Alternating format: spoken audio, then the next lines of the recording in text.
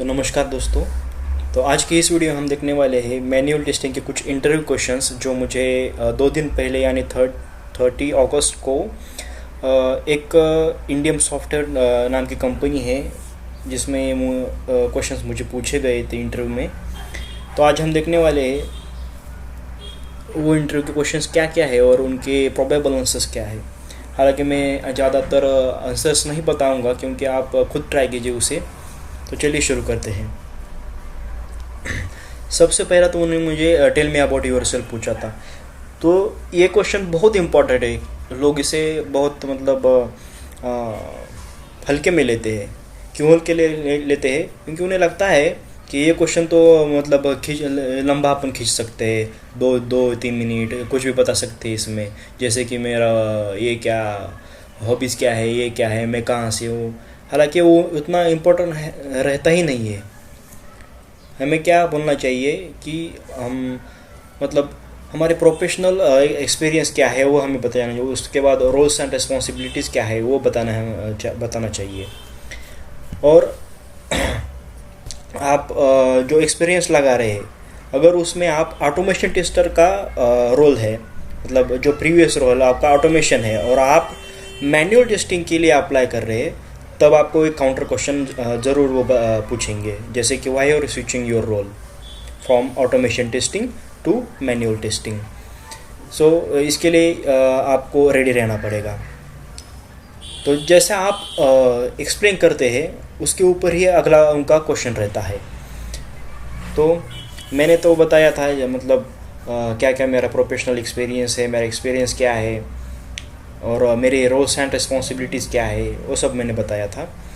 तो next question उन्होंने किया था what is STLC, software testing life cycle क्या है। तो इसको बहुत अच्छे से एक्सप्लेन किया था मैंने। Then next question was what is compatibility testing.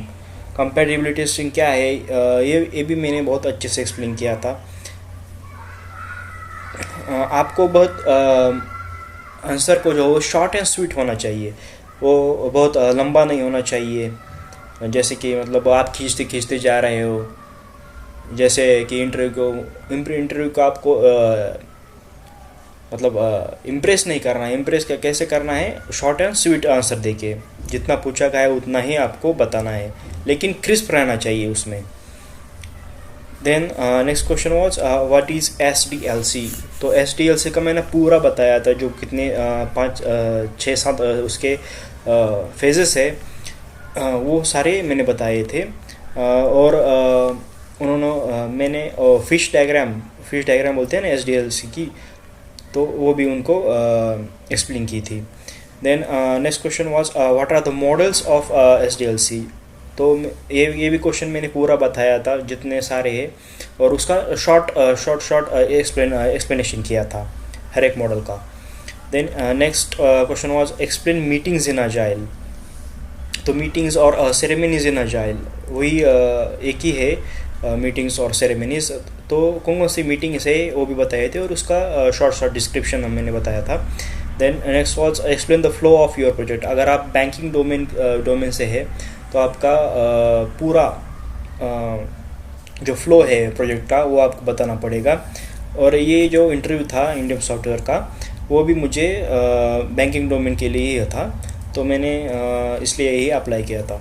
Then next question was explain the difference between DD and cheque. तो DD और चेक में क्या क्या अंतर है वो आपको बताना पड़ेगा। वो भी अच्छे से एक्सप्लेन करना आना चाहिए। Then next question was what is domain and what are the different domains you no.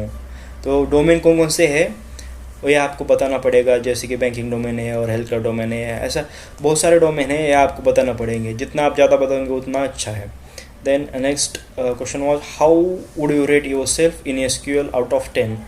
ये क्वेश्चन तरह अलग पूछा था मुझे, क्यों पूछा था ये मुझे पता नहीं, लेकिन शायद ये एक क्वेश्चन सिर्फ मैंने तो 7 बताया था इसका आंसर, लेकिन उन्होंने बाद में मुझे कुछ पूछा नहीं। ये मेरी थोड़ी सी गलती हो गई, क्योंकि मुझे अगर ज़्यादा बताना तो 9 बताना चाहिए था, एटलीस्ट 8 to 9।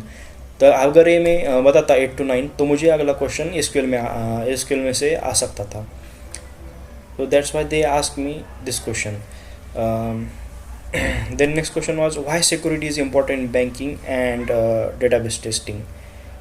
तो इसमें क्या क्यों सिक्योरिटी इम्पोर्टेंट है बैंकिंग और डेटाबेस टेस्टिंग में, ये आपको बताना पड़ेगा. ये पूरा एक्सप्लेन बहुत बहुत अच्छे से करना आना चाहिए. ये क्वेश्चन ये बहुत इंपॉर्टेंट क्वेश्चन है. Then next question was scenario based question. They asked me a scenario that how will you make a payment for a product on an e-commerce website. E-commerce website में आपको product खरीदने के बाद उसके जो payment होता है उसका फ्लो आपको एक्सप्लेन कर देना चाहिए. वो भी आपको मतलब as compare to the banking domain you have to explain each and every point for the flow. Then next question was give me an example of high priority and low severity. यह question मतलब priority और severity पे यह हम खास question आ ही जाता है. आपको ये बताना बहुत अच्छे से एक्सप्लेन करना आनी चाहिए. Then next question was explain the defect bug life cycle. मतलब क्या क्या डिफेक्ट बग लाइफ और बग लाइफ साइकिल का जो लाइफ साइकिल है ये आपको अच्छे से एक्सप्लेन करना आना चाहिए. Then next what is a story point in agile. Story point क्या है, ये थोड़ा सा मैं भूल गया था तो ये क्वेश्चन अच्छे से नहीं कर पाया, मुझे मतलब नहीं आता था. Then next question was explain how will you create an issue in Jira, explain step by step. ये क्वेश्चन मैंने बहुत अच्छे से एक्सप्लेन किया था. आप जीरा में कैसे एक्सप्लेन करते हो, मतलब इशू कैसे क्रिएट करते हो, उसका एक्सप्लेनेशन बहुत अच्छे से आना चाहिए. आपको क्या क्या करना चाहिए, each and every step in the while creating issue in Jira you have to explain that point by point and step by step.